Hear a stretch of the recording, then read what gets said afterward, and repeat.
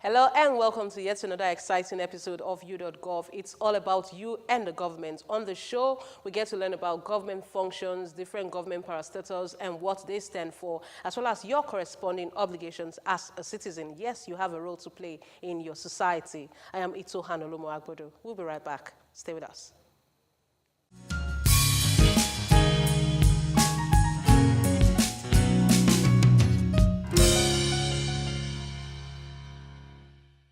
Love Work Plus website is your #1 trusted companion as we make sure we never leave you without a smile. Using a world-class design for an easier user experience across the world, we make sure that you get the freshest and latest news on our news platform. And on entertainment, we get you covered. Find out what's going on in the world of sports, as we are there to give you numbers. And with our social affairs shows, we keep you in the know. Enjoy the Word of God each day, as one word from God will change your life forever. We also give you an opportunity to communicate with us through prayers and through your partnership. It's a whole new experience with the Love World Plus website, as we help you create your own atmosphere everywhere you go.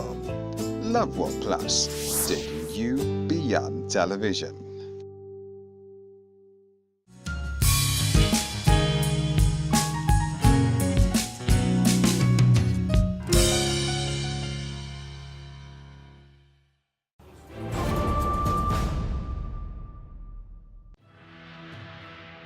This week on EduBox, we are taking another look at the structure of government in Nigeria. The Nigerian government structure is styled into a federal system of government. This system features 3 tiers or levels of government, that is, the federal, the state, and local government. Nigeria has 36 states. The Federal Capital Territory is not a state and is under the direct control of the federal government. Each state has a governor with a deputy. They are elected for a term of 4 years. Under the Nigerian Constitution, states have the power to ratify constitutional amendments. Find out more on u.gov.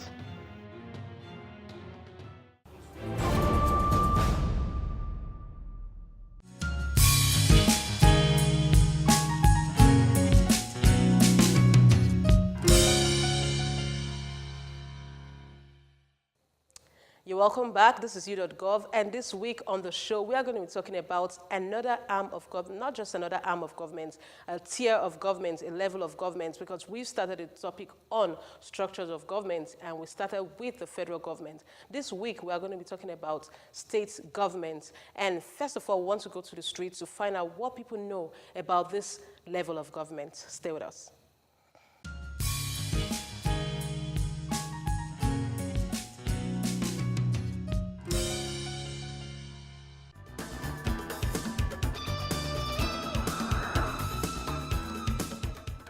The functions of state government is to make sure that infrastructures that citizens will use to make their life better was working very well, like load station, transportation, like Governor Agbodo is doing now. He's really trying. But if you can fulfill his promise and make sure that all those things are working, Lagosians will be happy. And if you call somebody to pay tax, he'll be ready to pay the tax without even disturbing. Nigerians are eager to pay tax, but when you are paying tax, the government are not doing it with anything, using the tax to do something. It makes some people not to feel embarrassed that if you are removing the money, individuals are eating the money. But if they are using the money to do what it's supposed to do with the money, Lagosians will be happy. And when you are spending money, and they are seeing that your money is utilizing very well, you are ready to spend more. State is a group of people that comes together to govern people, the max. They can be, as we have federal, state, and local government. So it is a middle organization that comes together as a body to govern the max. Like for Lagos State, the government, other governments have been doing well in some places.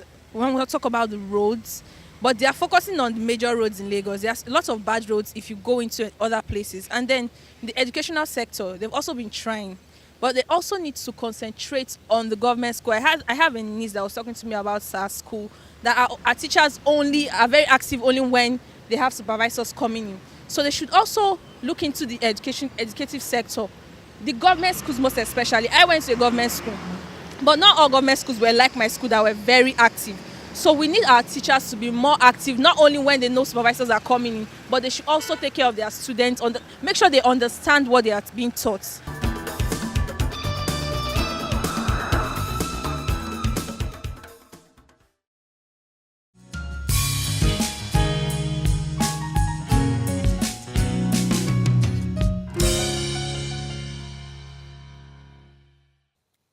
Well, that was quite interesting. Different people on the streets always giving their own opinion about what each topic stands for. And you hear them talking about what they believe the state government stands for and what the state government should be doing. This week, we're going to be talking about the state government with a legal practitioner and a social affairs analyst. He is Evans Ofeli. We'll be talking about the functions of the state as well as the various structures put in place by the state government. Take a listen.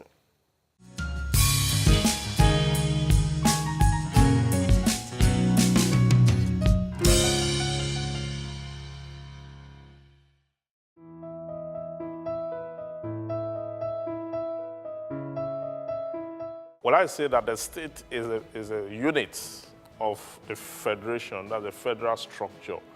And then in the state, you also have the state structure that defines the administration of the state processes. That is to say that just like in the federal government, where you have the executive, the legislature, and the judiciary, in the state as well, you have the same structure. You have the executive, that is the governor of the state, and then the commissioners, okay? Unlike in the federal government where you have the president and the ministers. In the state you have the governor and the commissioners. So they represent the executive arm of the state government. And you also have the legislature, that is the House of Assembly. The House of Assembly is where laws are made, legislations are enacted, parliament and parliamentary engagement, oversight functions of the legislature of a state is overseen by the House of Assembly. And we also have the judiciary in the state, that is the court system. We have a chief judge of a state. We have an Attorney General of a state, just as you have an Attorney General of the Federation. And then the administration of judicial function is encapsulated in that trajectory. So the state is a full function of what the federal arrangement is. The state is as good as the federal structure. Then also the state have other institutions and parastatals or ministries, okay? And then just like in Lagos State, you have a lot of institutions. You have the ones that deal with issues of advertising. You have the ones that deal with issues of noise pollution and others. You have so many state functionaries and all that. So it is the accumulation of all these that define the structure of the state. And within the state also you have the local government structure. You have the local government structure that deal with issues of grassroots concerns. That is to say that in Lagos State, for example, we have 20 local governments, and then you have some other areas they call SCDA, that's local development areas, okay, local government development areas where you have caretaker committees. Sometimes you have the chairman of a local government in some states where they have conducted election, and in some places you have all that.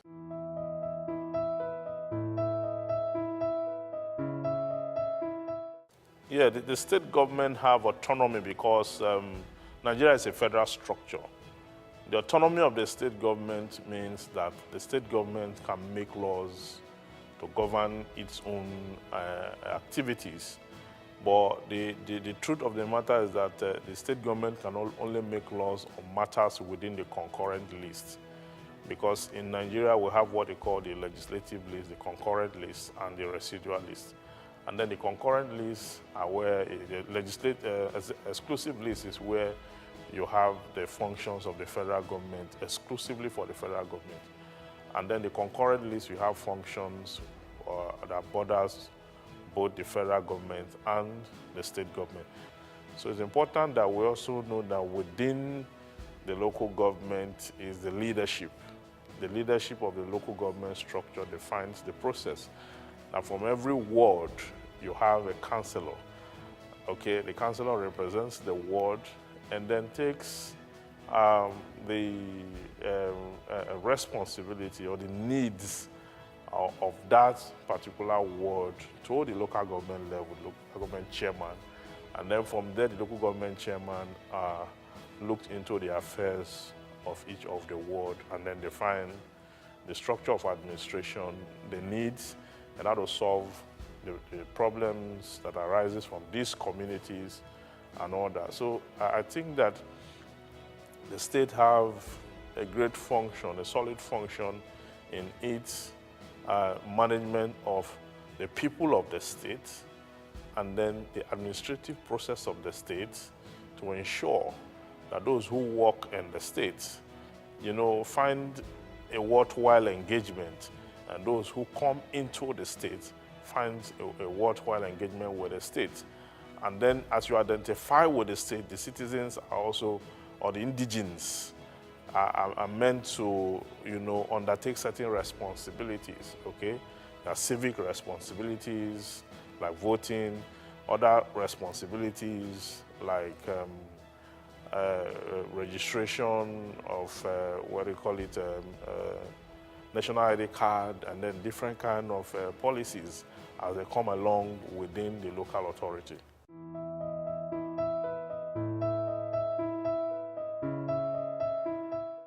Well, it is important that we understand that the structure called Nigeria has over the years grown into a population that can no longer be managed by the federal police structure. It is important we know that. And then to also know that at some point in Nigeria, we had the state police, okay, in the early, just immediately after independence and a few years down the line. And then the function of the state police is critical. And having grown in population to this level, it is important to know that the state police, the function of the state police is important. Except that it has not been named properly. Most states even already have institutions that are already taking up the responsibilities of the state police. In Lagos State, for example, you have the state traffic police called LASMA. They already engage in issues policing. You have a neighborhood watch that is also primarily engaging in police functions, okay? And then in some other places, you have the civil defense, you have a lot of institutions. But I think that we have come to a point where we need to integrate all these institutions and name them properly so-called, so that we can understand what their functions are in clear terms. They are able to carry out research, training, and then understand the entire landscape. You will find that the police will be more effective. That is not to say that the federal police should be disbanded. The federal police can still exist for the purpose of making arrests when a federal offense is committed. When a state offense is committed, okay, the state police will take function over it, just like it is in the US, where you have a federal offense, the FBI will go after you, you have a state offense, you have another CIA and all that. We have all those kind of, if we're able to bring that here, it will make a better a deal. We'll have a better way of approaching the issues of security in the respective states, because if you have enough policemen in the state as state police, and you have the federal police also reinforcing, where the state police is overpowered, the federal police can assist. You understand? before you even get the army on board. So I think that it is for the general good. And then for the fact that we are under police as a country, it's also one of the angles for which I think that state police has become necessary, has become critical. We must be able to amend the law, the 1999 Constitution, to make that creation, because it is for the purpose of a safer society, it is for the purpose of a saner society, and most importantly, it is not enough to create a state police. We must work on the system, sanitize the police force before we even create a new dimension to it. This attitude of creating and enrolling or recruiting policemen in dysfunctional environment with zero psychological operation, and then ultimately with a poor work condition is, I think we must address that first. Because if as the police is constituted today, if that is what we want to take to the state creation, I think we need to rethink. If we're going to create a state police, let's do it well. Because the federal police, as it is today, there are a lot of issues there. And these issues must be addressed. Okay, issues of welfare must be addressed, issues of high-handedness against the citizens that are supposed to be protected must be addressed, issues of lack of incentive, motivation, issues of I don't care, trigger-happy policemen, demented policemen, and then some other persons with some mental health issues that are, carrying arms all over the place. There are societies where policemen don't go about with arms. They only leave it in the car, the boot of the car. It's only kept in the boot of the car. It's only when there is insurrection, mutiny, uncontrollable violence that they make recourse to using it. It is good to have a state police, but in as much as that is good, we must also work on the fact that we must sanitize this so that we don't carry what we have in the federal police to create a new state police, and then we have problem along the line.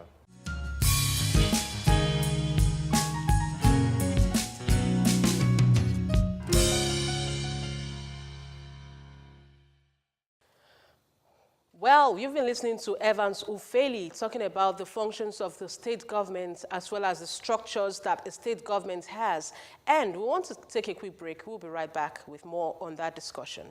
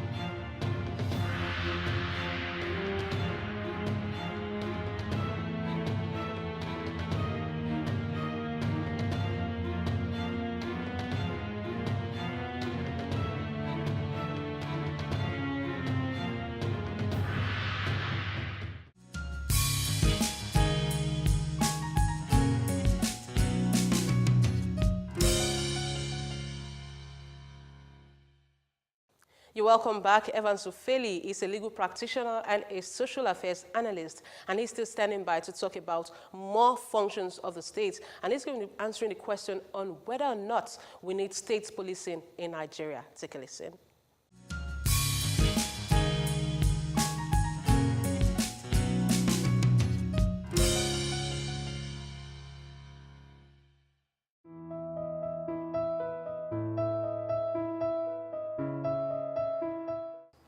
The state owes our citizens a lot of function. First of all, the state owes our citizens the function to create an enabling environment for the purposes to strive for the proper propagation of education, for example. Education is in the concurrent list. Okay, so the state have a function. Primary education, for example, that is where the child's first contact with formal education. So primary education is critical, and that is a function of the state. If a state fails at that level, I have been to states where children, unfortunately, sit on the floor to learn in primary schools. And when you have that, what you have done is that you have destroyed the fabric, that thing that is supposed to put together the formation of the child formative years. So the states have that responsibility to provide that, primary education for the citizen. The state also have the function to provide an enabling environment for agriculture to strive, okay? The state should be able to provide fertilizer for farmers. The state should be able to look into the welfare of farmers through the Ministry of Agriculture, okay?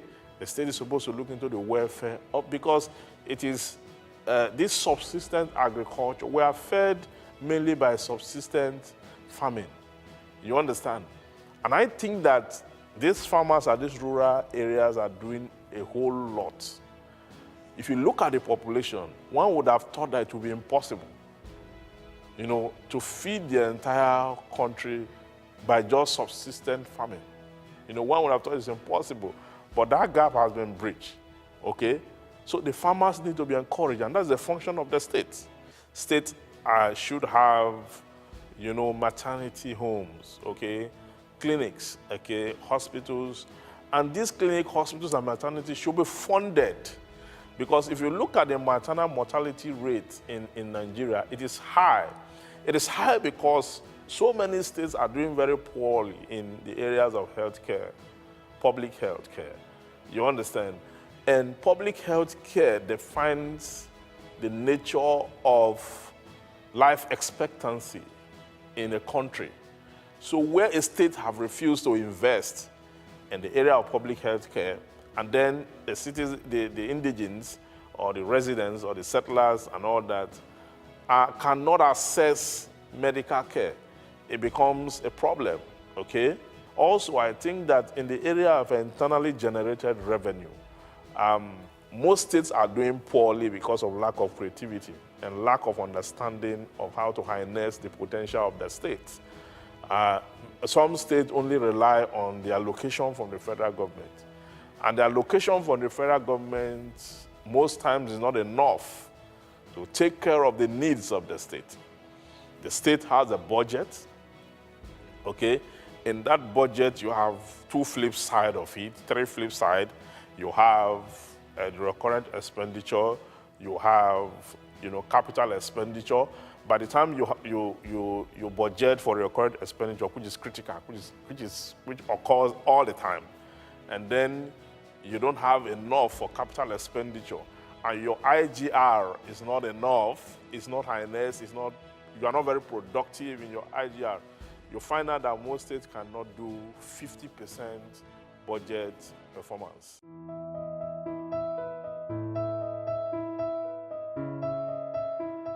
Well, the state structure we have in Nigeria is, for me, it does not sit well with the principles of federalism. Because the principles of federalism gives the component units, that is the state, powers to manage and harness their own resources and contribute to the center, that is the federal government. But it is the other way around in Nigeria, okay? Here, it is the federal government that is trying to harness the resources, mineral resources, human resources, and all that, and then distribute to the state, okay? So that is a system that is not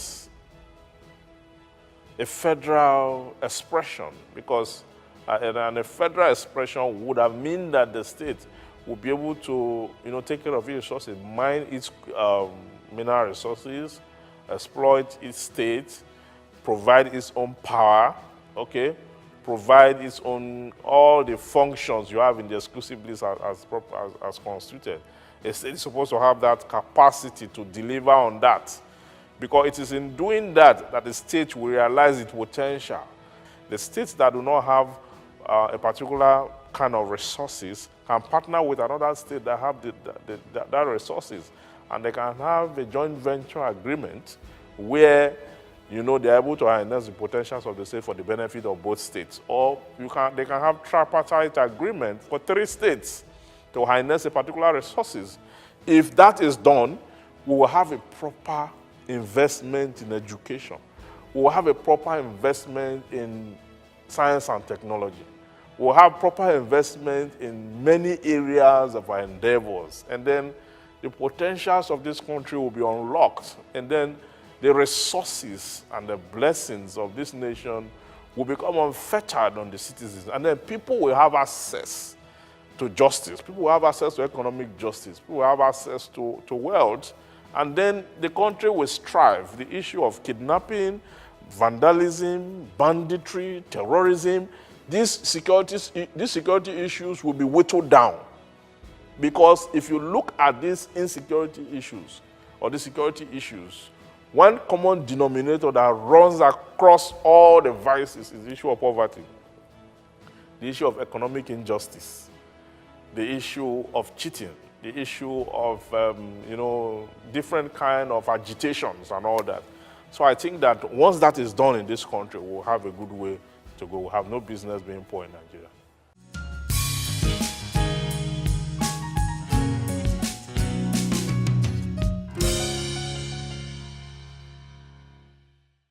Well, that was quite interesting. To Evans Ufeli, he doesn't believe that the state structure in Nigeria is ideal and is calling for true federalism. A lot of social affairs analysts, constitutional lawyers, and people like that have been calling for true federalism in Nigeria. And we know that very soon such constitutional amendments will be put in place to ensure that we have true federalism in Nigeria. We have some more tidbits for you on the show. Stay with us.